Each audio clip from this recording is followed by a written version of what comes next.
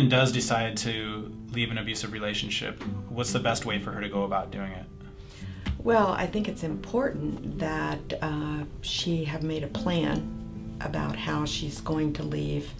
We call it a safety plan, and so that she's considered every variable, when she's going to leave, where she's going to go, what she's going to take. It's really useful if she can connect with a domestic violence advocacy agency that can work with her to make that plan. She talked to me about, things to do, having a bag ready, important papers, if you have money, car keys, a safe place to get when you're having a fight. Don't go in the bathroom, don't go, and those type of things. So she started to help me understand, some of the things to do. It's always important for her to plan for worst case scenario, make sure that no one knows where she's going, that she has enough resources, and that when she goes, she can stay away. When she was getting ready to leave, I know that she did a lot of what advocates will tell survivors to do. So gathering the important paperwork and gathering, ID documents, saving up some money, putting things aside that are important to you, pictures or family heirlooms or those kinds of things, so that when you do decide to leave, you can grab them easily and get out of there.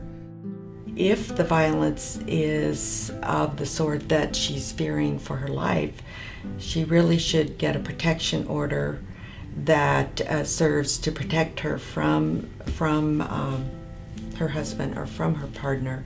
Getting an order is kind of a biggie, even though the paper is just a piece of paper. If we show up and you have an order against somebody else, you don't even have to do anything. We can just take you right then and there. We don't have to wait for you to harass or stalk or reach one of these other elements.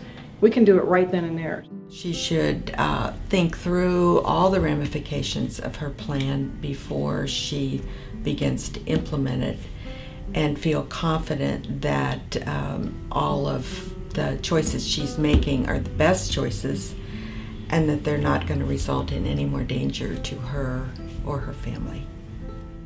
We want to make sure when somebody makes a decision of leaving a relationship, leaves the relationship with a good safety planning. The longer that the person develops a safety planning, the better. And if this involves looking for a confidential shelter, that will be something that she can add on her safety planning. There are some things that will work for some families, there are some things that will not work for other families. There is not a general rule. Again, every situation is different, and every person needs the expert of their own situations. Every situation, every family, every kid in that family is unique, and their situation is unique. So what are the risk factors for that situation?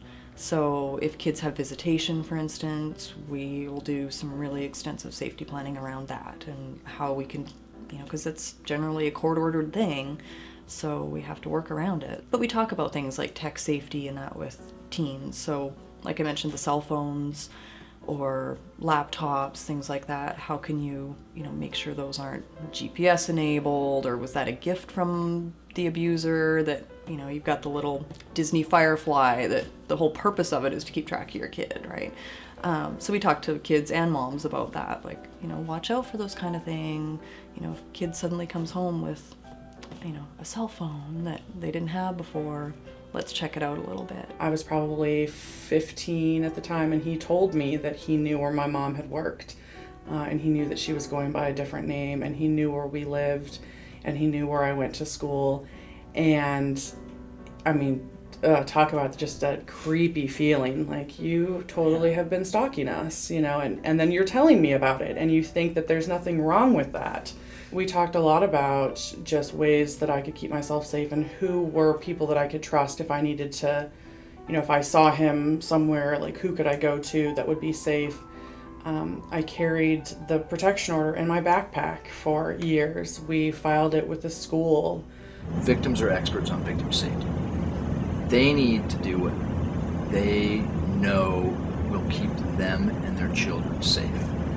let the law enforcement professionals figure out how to work around that. You know, get an order. Call every time you see them. Don't let anything go by. Don't let even the slightest violation of the order go by, because that's how they get back in.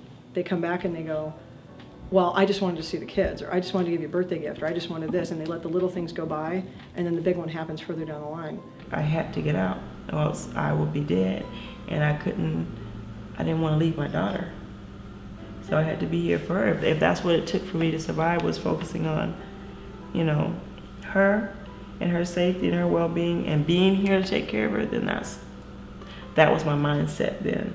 To hear them, you know, say there's other women that was going through that, to know that it wasn't my fault and that, you know, this person had an anger problem, there was something that was going on with them.